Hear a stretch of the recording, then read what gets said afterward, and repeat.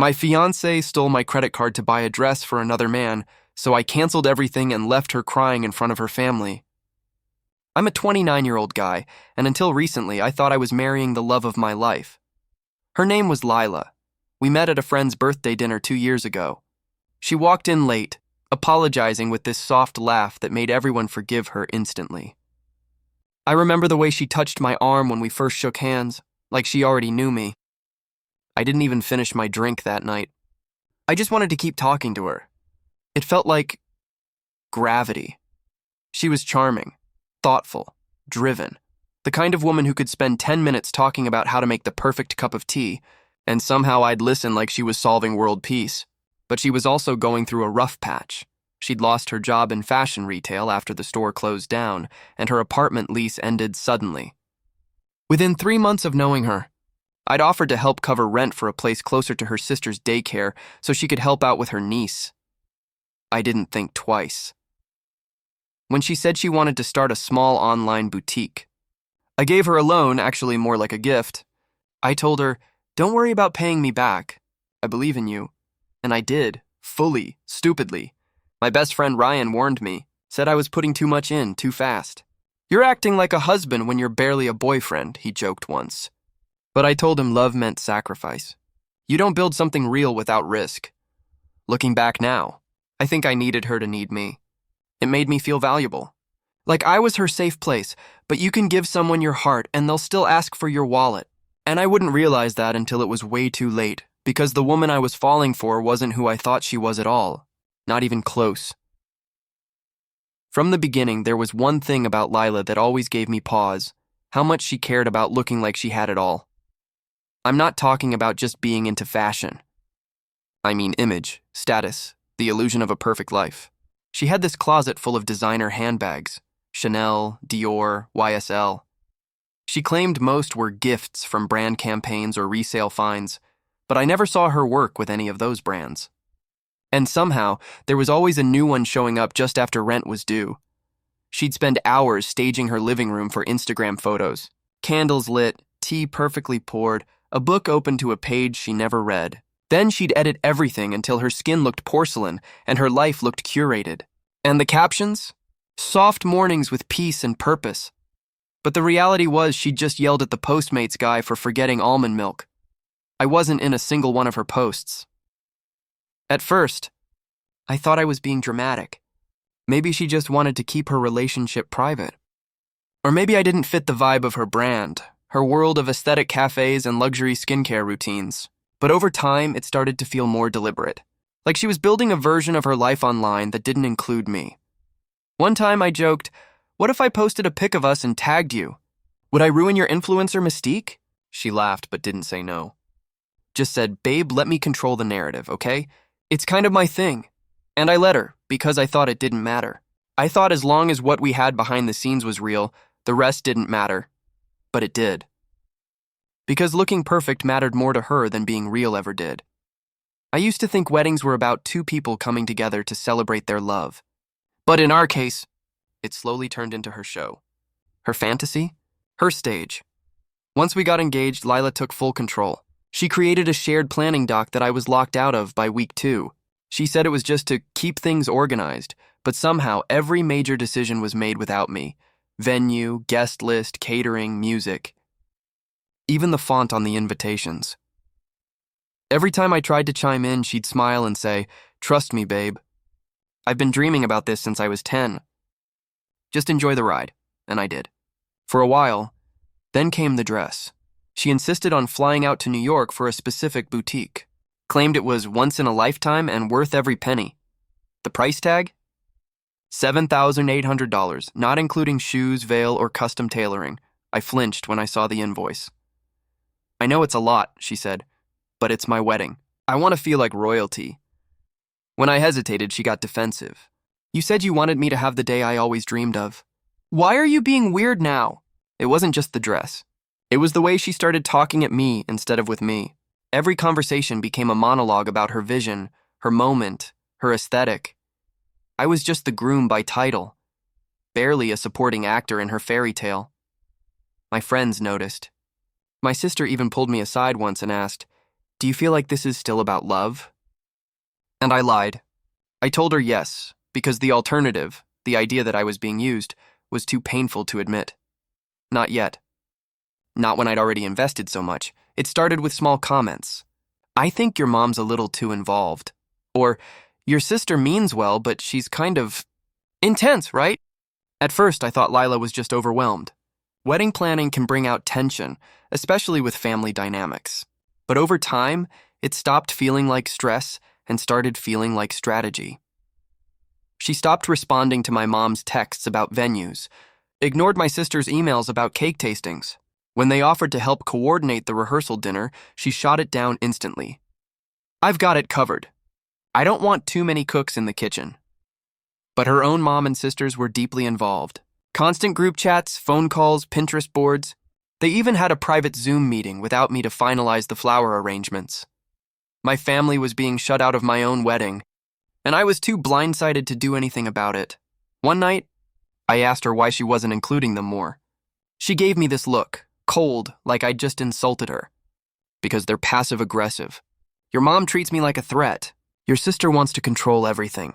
This is our day, not theirs." I didn't know how to respond. Part of me wanted to defend my family, but part of me was scared. Scared she'd pull away, cancel everything, say I didn't support her, so I stayed quiet. I told my mom to give her space. Told my sister to back off. And they did, reluctantly, with confusion written all over their faces. I felt like I was being split in two, between the woman I wanted to spend my life with and the family who raised me. But I chose her. And that was my mistake, because later I'd learned she didn't want my family involved. Because she had something to hide. The first time she used my card without asking, I told myself it was no big deal. It was a $68 charge from Sephora. She said she'd forgotten her wallet and needed some skincare before an influencer brunch. "Babe, I was gonna ask, but you were in that work call." "I figured it was fine," she said, kissing my cheek like it was nothing. I let it slide. What was mine was hers, right? But it didn't stop. A week later, I noticed a $120 charge from a salon I'd never heard of. When I asked, she rolled her eyes. "I told you I had that dry scalp treatment thing. You just don't listen." Maybe I didn't remember her telling me. I was swamped with work. Maybe I was just being forgetful. But then came the $400 boutique charge. I knew for a fact we hadn't gone shopping together that weekend. I asked her about it gently. She pouted like I'd hurt her feelings. "Wow, you really don't trust me? After everything we've been through? Do you think I'm stealing from you now?" And I panicked. I backed off. I apologized. Looking back, I realized I was being gaslit. But in that moment, I felt guilty for even asking. She was so good at turning the focus away from the facts and onto my tone. My delivery. My supposed lack of faith in her. And I, like a fool, kept swiping my card like it didn't matter, because love meant giving freely. Didn't it? But love doesn't mean erasing your own boundaries. And it definitely doesn't mean pretending not to notice when someone's emptying your wallet with a smile. The pattern had started. I just didn't know where it was headed. It was almost midnight when I saw the message. Lila had left her phone charging on the nightstand while she showered. I wasn't snooping.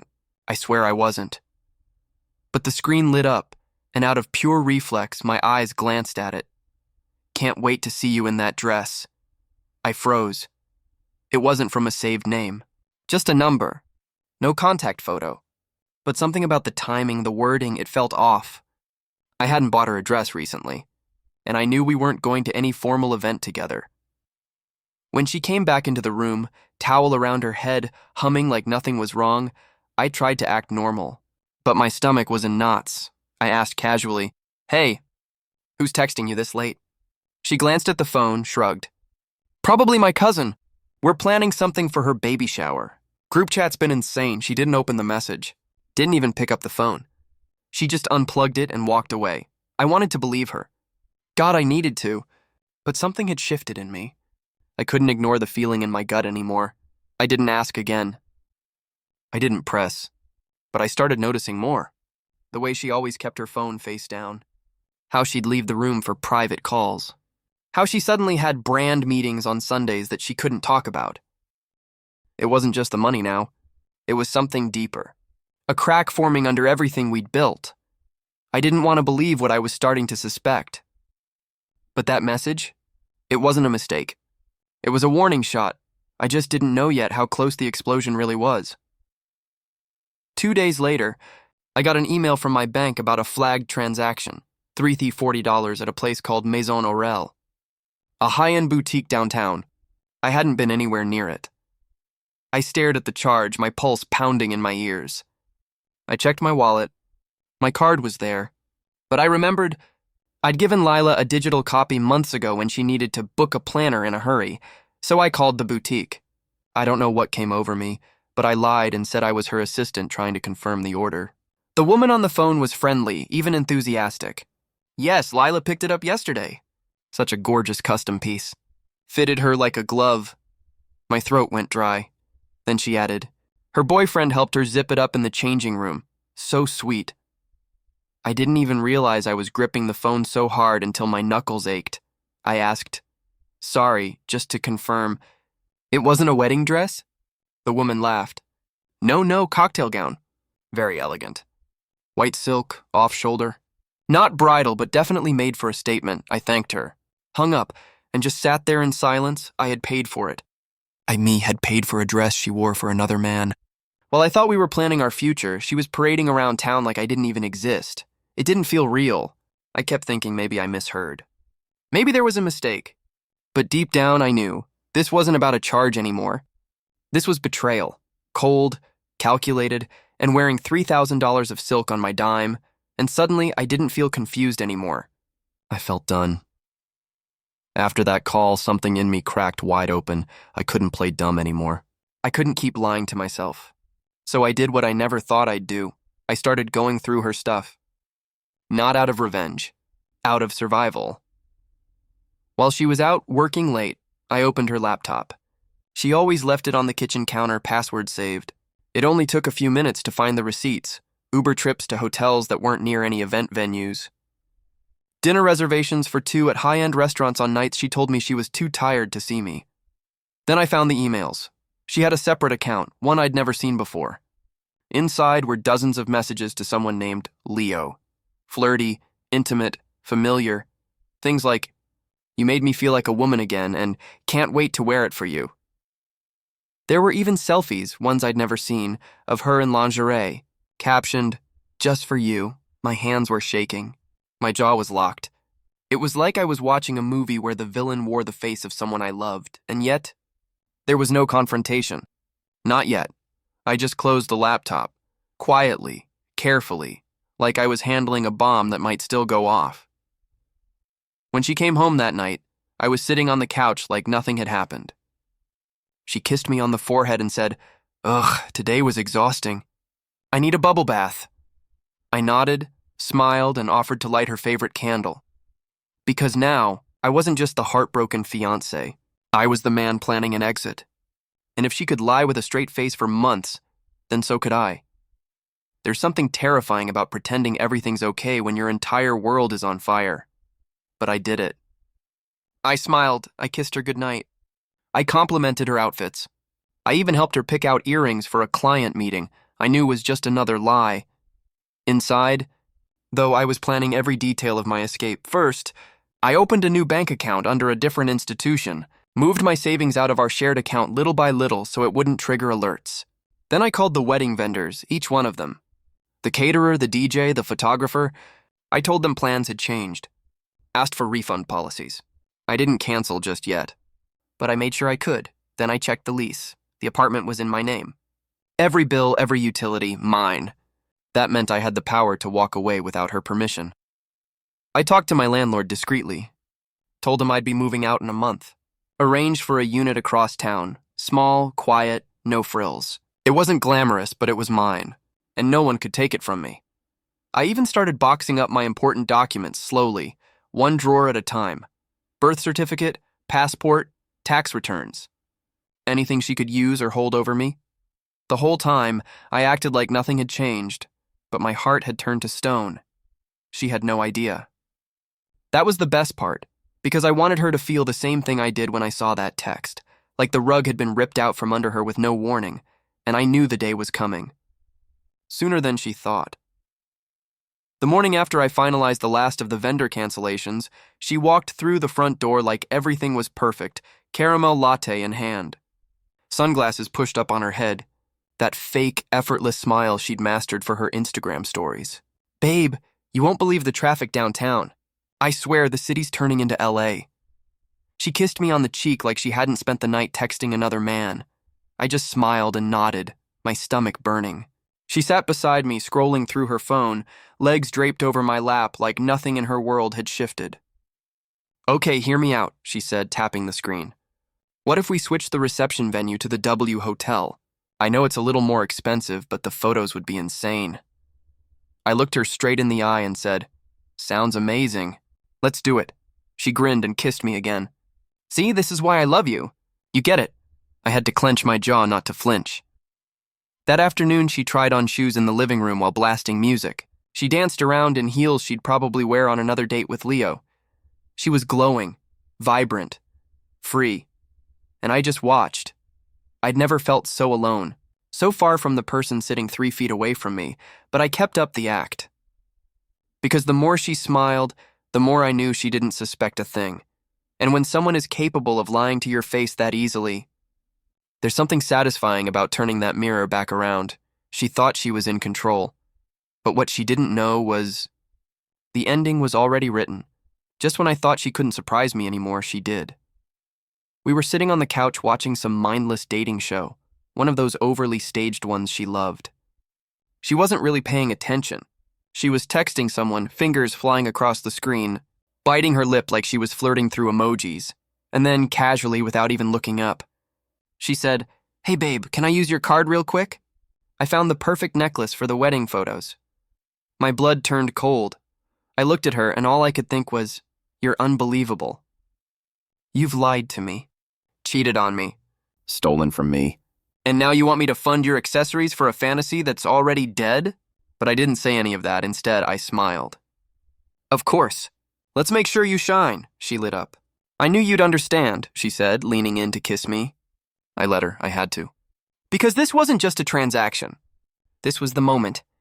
The one where I realized I'd hit rock bottom. It wasn't just the money. It was what it represented, how little she saw me, how easy it was for her to keep taking without ever asking what it was doing to me. I could feel something breaking loose inside me. Like I'd been underwater for months, and for the first time, my lungs were screaming for air. She got up to grab her laptop, humming happily to herself, and I just sat there, staring at the back of her head, wondering how love could turn into this. Into silence. Into performance. Into betrayal dressed up as routine. That was the night I stopped being in love and started preparing for war. I picked a Saturday afternoon. Lila thought we were having a pre-wedding dinner with both families, something to celebrate finalizing the honeymoon plans. She helped me pick the restaurant, booked a private room, sent out the invites with that curated, overly cheerful tone. Can't wait to toast the future with our favorite people. Perfect. The room was dimly lit, elegant, lined with candles and champagne glasses. Her parents arrived first, then her sisters. My mom and sister sat awkwardly at one end of the table, still trying to stay polite despite how excluded they'd been. Lila walked in last, dressed in white, like she was already the bride. She kissed everyone on the cheek, glowing with control. She sat next to me and whispered, This is perfect. Everything's coming together. I stood up, raised my glass like I was going to give a toast, and I did. To love, I began. To trust. And to seeing people for who they really are.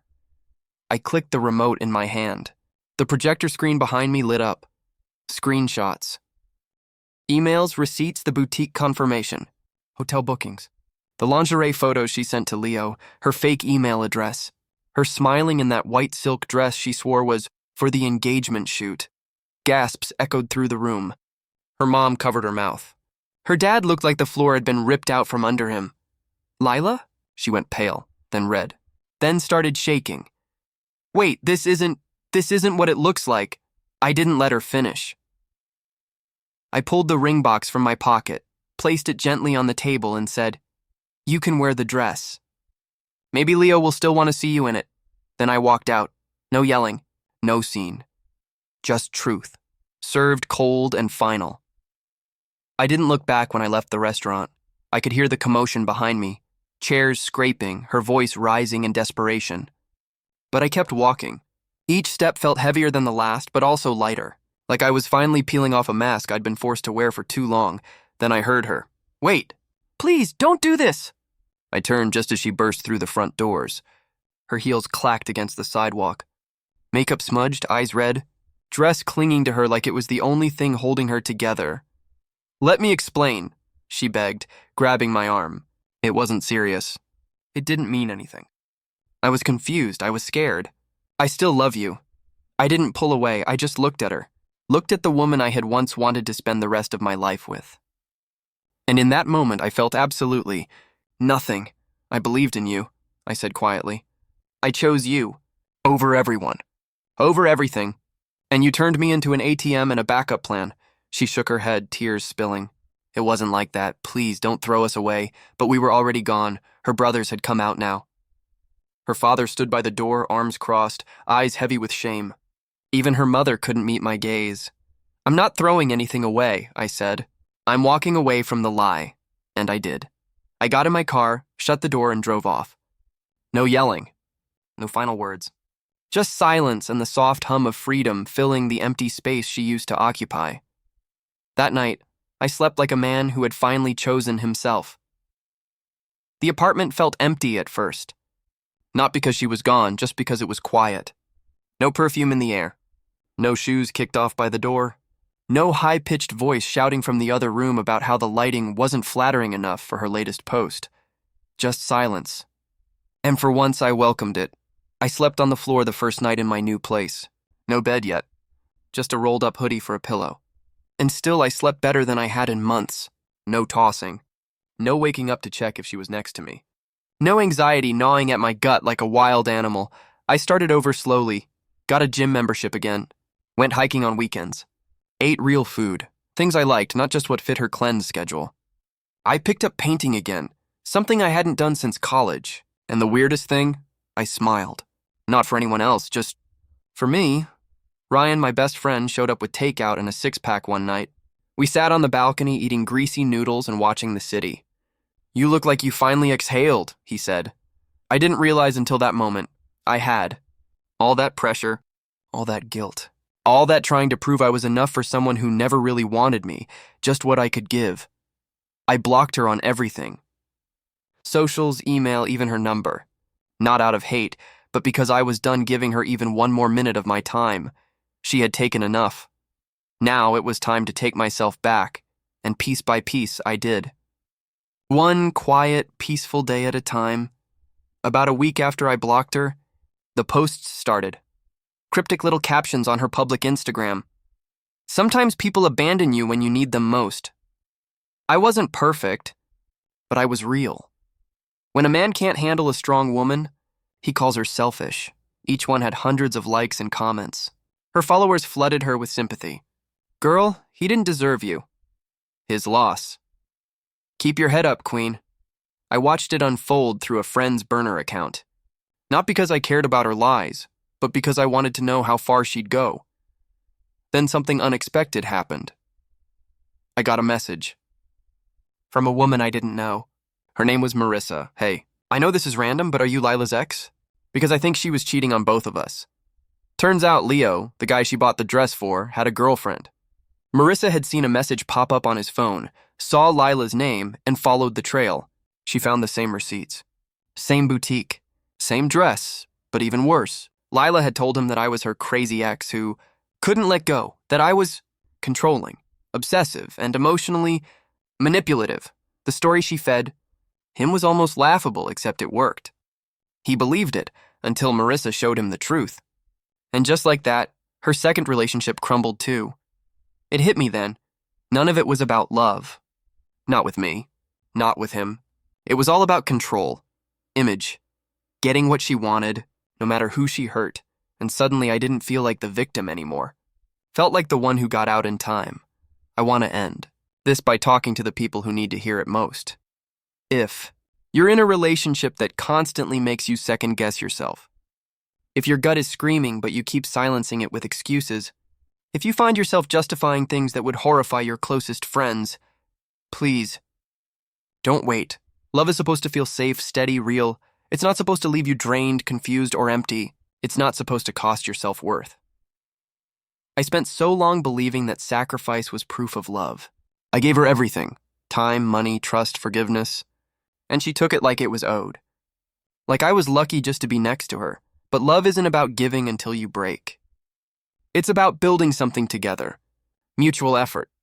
Mutual respect. I didn't scream when I found out. I didn't throw her stuff on the lawn or post some angry rant online. I just left. Quietly.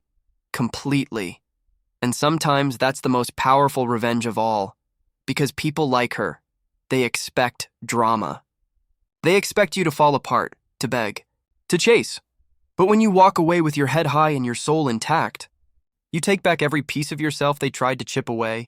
So if you're with someone who uses love like leverage, who drains your energy and then blames you for being tired, pack your heart. Protect your peace and go. There's life after betrayal. There's healing after heartbreak. And sometimes the person you become after the pain is the strongest, most beautiful version of you. Trust me, I would know.